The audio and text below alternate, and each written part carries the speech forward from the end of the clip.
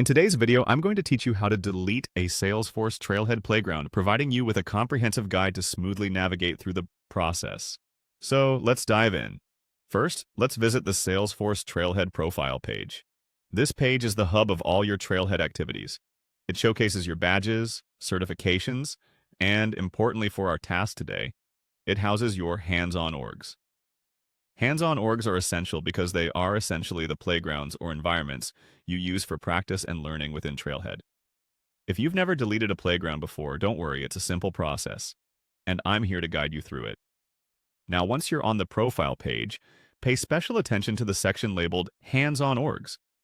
This is where all your active, connected playgrounds are listed. It's a handy segment because it lets you manage the different environments you've worked on. You can see the status of each playground and whether it's doing what you need it to do. As you scroll through your list of hands-on orgs, you might notice some that you no longer need. Perhaps you've completed a project or finished a trail, and now that particular playground isn't serving a purpose anymore. To manage this efficiently, we can remove or disconnect these environments, and that's exactly what we're aiming to do next.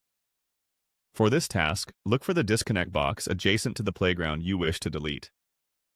This disconnect box is a crucial feature because it allows you to sever the link between your Trailhead account and the specific playground environment. By clicking the disconnect button, you're essentially saying farewell to that playground. Before you proceed, ensure this is the action you want to take. Disconnecting will mean losing all the data and progress specific to that playground, so be sure you have captured anything essential beforehand. Once you're ready, go ahead and click that disconnect box.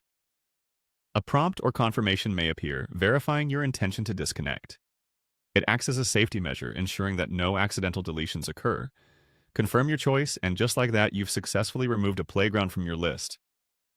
Remember, this process can be repeated for any other playgrounds you want to remove.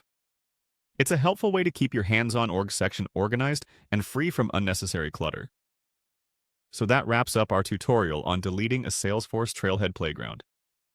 By following these steps, you can keep your Trailhead experience streamlined and efficient.